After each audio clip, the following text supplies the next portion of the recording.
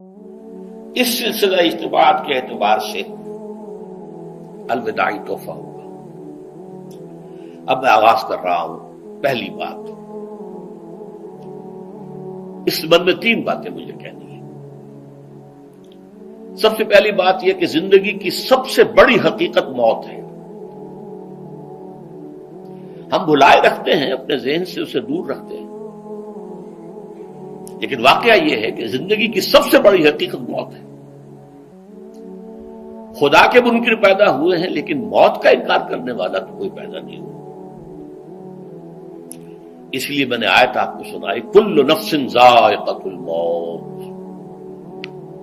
ہر سی نفس کو موت کا مزہ چکھنا ہے، ہر جاندار کو موت کا مزہ چکھنا ہے۔ ثم الینا ترجعون، پھر ہماری طرف لوٹا دیے جاؤ۔ تو زندگی کی سب سے اہم حقیقت موت، اور موت کے بعد رجوع اللہ، آخرت، یہ سب سے بڑی حقیقت ہے۔ ایک حقیقت سب مانتے ہیں، سب جانتے ہیں، دوسری حقیقت کے اوپر پردہ پڑا ہوا ہے۔ میں نے اس اعتبار سے نوٹ کیا، یہ الفاظ قرآن میں 3 مرتبہ ہے، کل نفس ذائقۃ الموت، ہر جاندار کو موت کا مزہ چکھنا ہے۔ انبیاء اس سے مستثنا نہیں رہے، رسول اس سے مستثنا نہیں رہے، اولیاء اللہ مستثنا نہیں رہے۔ وقتی طور پر استثناء حضرت عیسیٰ کا ہے کہ ابھی وہ زندہ ہیں، لیکن عیسیٰ یاتی علیہ الموت، حضور نے فرمایا عیسیٰ پر بھی موت آئے گی، جب دوبارہ آئیں گے زمین پر اتریں گے، پھر اس کے بعد ان پر موت وارد ہوگی، ان کی نماز جنازہ پڑھی جائے گی، انہیں دفن کیا جائے گا حضور کے پہلو میں، شادی بھی کریں گے، اولاد بھی ہوگی۔ باقی تو یہ ہے کہ کل نفس ذائقۃ الموت، سب کو موت کا مزہ چکھنا ہے۔ عیسیٰ بھی بالآخر اس سے مستثنا نہیں رہیں گے، بلکہ قرآن میں ایک جگہ کہا گیا ہے أَفَإِن مِتَّ فَهُمُ الْخَالِدُونَ، کیا ہے نبی، اگر آپ کا انتقال ہو گیا تو یہ کیا ہمیشہ رہیں گے؟ کون ہے دنیا میں جو ہمیشہ رہے؟ انتقال تو ہونا، آپ کا بھی ہونا ہے۔ إِنَّكَ مَيِّتٌ وَإِنَّهُمْ لَمَيِّتُونَ، یہ تو مختصر ترین الفاظ تھے۔ اس سے آگے بڑھیے، سورہ انبیاء میں فرمایا کل نفس ذائقۃ الموت وَنَبْلُوكُمْ بِالشَّرِّ وَالْخَيْرِ فِتْنَةً وَإِلَيْنَا تُرْجَعُونَ، ہر جاندار کو موت کا مزہ چکھنا ہے، اور اس سے پہلے پہلے ہم تمہیں آزماتے رہیں گے، خیر کے ذریعے بھی، بھلائی دے کر، صحت دے کر، دولت دے کر، اولاد دے کر، شہرت دے کر، اور برائی کے ذریعے سے بھی، تنگ دستی دے کر، بے عزتی دے کر، اہانت دے کر، ذلت دے کر، وَإِلَيْنَا تُرْجَعُونَ، اور پھر ہماری طرف لوٹائے جاؤ گے۔ یہ وہ دوسری حقیقت جو میں نے کہا کہ جس پر پردہ پڑا ہوا ہے، بہت بڑا پردہ ہے۔ لوگ یہی سمجھتے ہیں کہ یہی دنیا کی زندگی ہے۔ قرآن کہتا ہے إِنَّ الدَّارَ الْآخِرَةَ لَهِيَ الْحَيَوَانُ لَوْ كَانُوا يَعْلَمُونَ، یہ تو آخرت والی زندگی ہے جو اصل زندگی ہے، کاش کے انہیں معلوم ہوتا۔ اس سے بھی زیادہ تفصیل سے یہ آل عمران میں آئی ہے، کل نفس ذائقۃ الموت وَإِنَّمَا تُوَفَّوْنَ أُجُورَكُمْ يَوْمَ الْقِيَامَةِ، ہر جاندار کو موت کا مزہ چکھنا ہے، اور پھر تمہیں پورا پورا تمہارا اجر اور بدلہ دے دیا جائے گا قیامت کے دن۔ فَمَنْ زُحْزِحَ عَنِ النَّارِ وَأُدْخِلَ الْجَنَّةَ فَقَدْ فَازَ، جو کوئی آگ سے بچا لیا گیا اور جنت میں داخل کر دیا گیا وہ تو کامیاب ہو گئے۔ اللہم ربنا اجعلنا منہم، اللہم ربنا اجعلنا منہم، اللہم ربنا اجعلنا منہم۔ وَمَا الْحَيَاةُ الدُّنْيَا إِلَّا مَتَاعُ الْغُرُورِ، اور دنیا کی زندگی تو سوائے دھوکے کے سامان کے اور کچھ نہیں ہے۔ دھوکہ کس معنی میں؟ یہ تمہیں اصل زندگی سے غافل کر دیتی ہے۔ تم کہیں سفر پر جا رہے تھے، تمہارا کہیں گھر تھا، تمہیں واپس آنا تھا، تم راستے ہی میں کسی دلچسپی میں ایسے مگن ہوئے کہ گھر بار سب بھول گئے۔ یہ تو تمہارا عارضی سا سفر تھا، تم نے اسی کو اپنی منزل بنا لیا، اپنا ٹھکانہ بنا لیا، تو دھوکہ دیا اس نے تمہیں۔ ویسے دنیا کی زندگی دھوکہ نہیں ہے، بڑی حقیقت ہے، اس لیے کہ حضور نے فرمایا انما الدنیا مزرعۃ الآخرہ، یہ دنیا آخرت کی کھیتی ہے، یہاں بو گے تو وہاں کاٹو گے، یہاں کچھ کمائی کرو گے تو وہاں اس کا بدلہ ملے گا۔ اس اعتبار سے دنیا بہت بڑی حقیقت ہے، ایک ایک لمحہ بہت بڑی قیمتی شے ہے، لیکن اگر یہ دنیا تمہیں آخرت سے غافل کر دے تو اس سے بڑا دھوکے باز ہو کوئی نہیں۔ یہ اصل دجال ہے۔ میں نے تقریباً 60 برس کی عمر کو جب میں پہنچا تھا تو موت کا انتظار شروع کر دیا تھا۔ میرے قریبی احباب کو معلوم ہے، میں کہتا رہا، یہ بھی کہتا رہا کہ بھائی میں اپنے حصے کا کام کر چکا ہوں، جتنی صلاحیت اللہ نے دی تھی، جتنی بھی میرے اندر استعداد تھی، میں اس کو بھرپور طریقے پر استعمال کر چکا ہوں۔ دم واپسی برسر راہ ہے عزیز و اب اللہ ہی اللہ ہے، یہ میرا معاملہ رہا ہے 60 برس کی عمر سے۔ اس کے بعد اللہ نے مزید 14 برس دیے ہیں، یہ نافلۃ لک کے درجے میں کہتا ہوں، اس کا اللہ کا عطیہ خصوصی ہے، نفل ہے، ہمیشہ کہتا رہا ہوں۔ مسنون زندگی تو 61 برس ہے ہمارے حساب سے۔ علامہ اقبال کے بارے میں سنا ہے کہ رویا کرتے تھے کہیں میری عمر حضور کی عمر سے زیادہ نہ ہو جائے، وہ 6 مہینے کم ہی رہی ہے حضور کی عمر سے۔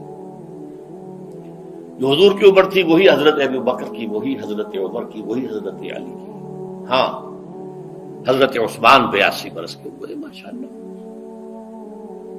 پھر یہاں کے مجددین میں سے وہی عمر حضرت شیخ احمد سرہندی کی، وہی شاہ ولی اللہ دہلوی کی،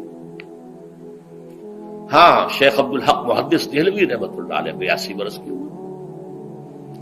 لیکن یہ میں کہا کرتا تھا مسنون عمر تو 61 برس ہے، جسے ہم 63 کہتے ہیں، وہ اصل میں ہمارے حساب سے 61 بنتا ہے۔ وہ 63 قمری ہے، جو 9 دن کم ہے، قمری سال جو ہے وہ شمسی سال سے۔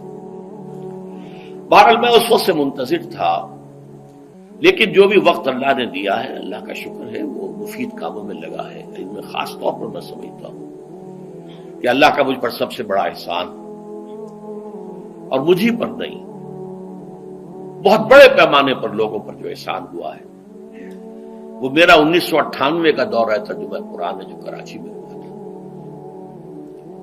1998 کے مارچ میں میرا بڑا آپریشن ہوا، دونوں گھٹنے تبدیل کیے گئے، لیکن 98 کے آخر میں، حالانکہ میں چل نہیں سکتا تھا، کراچی میں مسجد جو ہے اونچی ہے، دوسری منزل پر ہے، تو خاص ریمپ بنایا گیا جس کے ذریعے میں ویل چیئر پر مجھے لے جایا جاتا تھا، میں نے درس دیا۔ اس درس کی گزشتہ چند سالوں سے پوری دنیا میں جو گونج ہوئی ہے اللہ کے فضل و کرم سے، اللہ کا کوئی حکمت خداوندی اس کے ساتھ وابستہ ہے۔ اس میں میرے کسی کام کو دخل نہیں ہے، میری کسی کوشش کو دخل نہیں ہے۔ میں نے تو جو درس میں دیتا آ رہا تھا سن 85 سے، دورہ ترجمہ قرآن، البتہ یہ بات ضرور ہے کہ میں نے محسوس کیا تھا کہ سن 98 کے اس درس میں دورہ ترجمہ قرآن کے مجھے خصوصی انشراح حاصل تھا۔ میری ساری گفتگو کا حاصل کیا ہے؟ دیکھیے، نظریاتی تحریکوں کا تعلق اشخاص سے نہیں ہوتا، ٹھیک ہے، کوئی اس کا داعی ہوتا ہے، کوئی اس کا مؤسس ہو جاتا ہے، کوئی اس کا آغاز کرنے والا ہوتا ہے، لیکن نظریاتی تحریک افراد سے وابستہ نہیں ہوتی۔ افراد آتے چلے جاتے ہیں اپنا اپنا حصے کا کام کر کے، جس کو جتنا مقدر ہے، جتنی اللہ تعالیٰ کی طرف سے توفیق ہے، وہ اپنا کام کرے گا، چلا جائے گا۔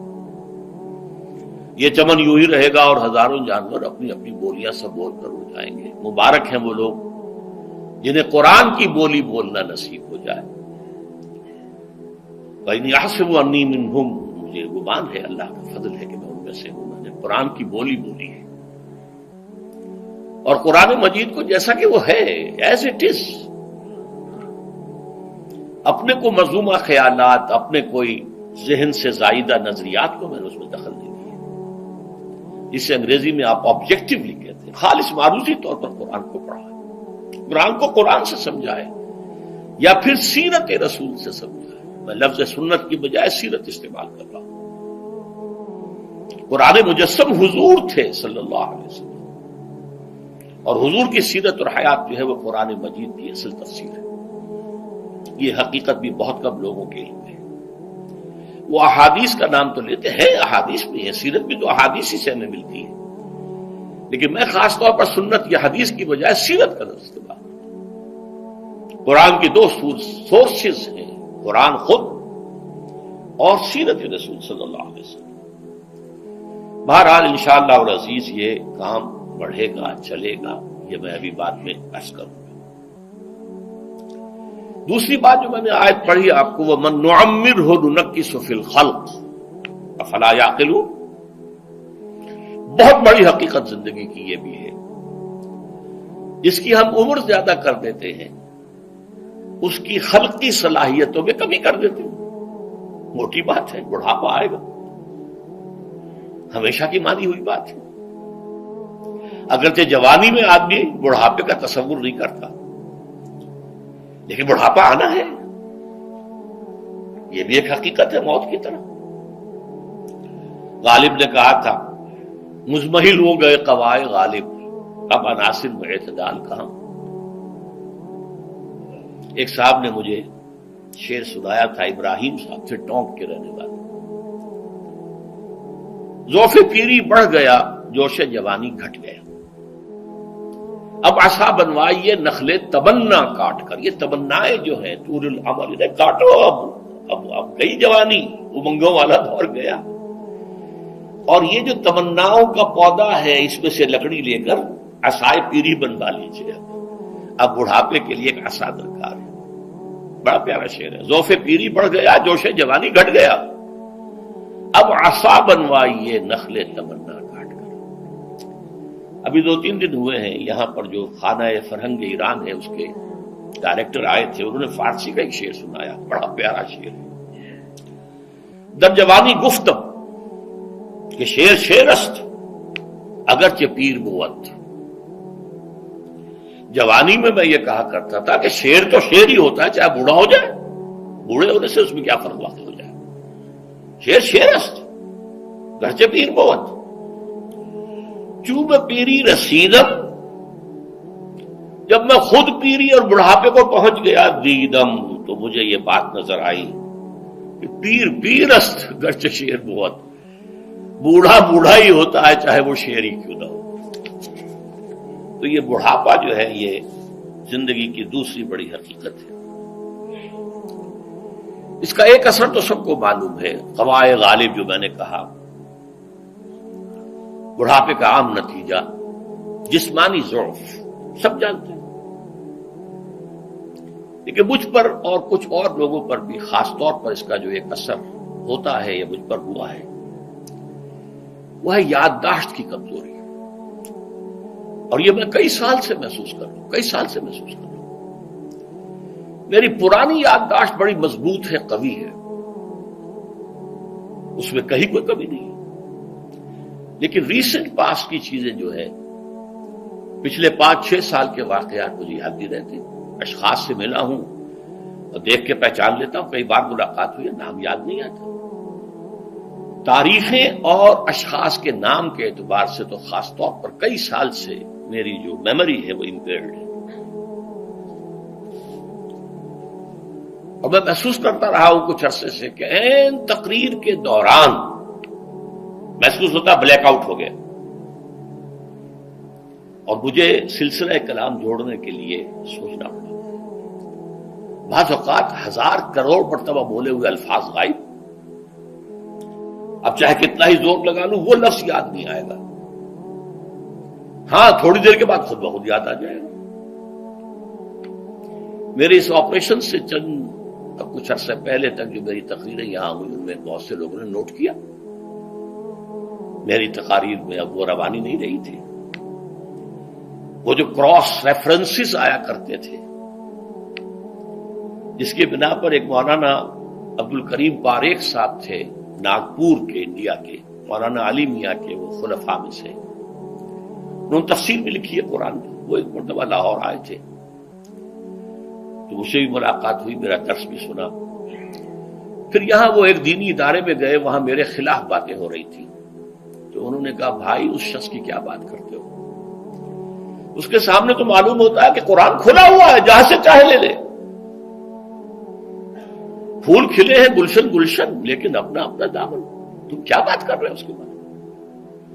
تو عبد الکریم پاریخ صاحب کی وہ جو تاثر تھا وہ صحیح تھا، کراس ریفرنسز کا آنا، القرآن یفسر بعضہ بعضا، اس میں بہت کمی آ گئی۔ بہرحال اس کے علاوہ تیسری چیز ہوتی ہے بڑھاپے میں ریزسٹنس کی کمی کی وجہ سے عوارض. بلڈ پریشر کا میں مریض ہوں اور کوئی 25 برس سے ہوں، شوگر کا میں مریض ہوں اور کوئی 5 برس سے ہوں. ایک خاص برس جو مجھ پر آیا ہے آج سے 4 سال پہلے، اس کی ایک تاریخ ہے. یہ جو امراض دماغی کے ماہرین ہیں یہ کہتے ہیں کہ ایک مرض ہے بائی پولر ڈپریشن.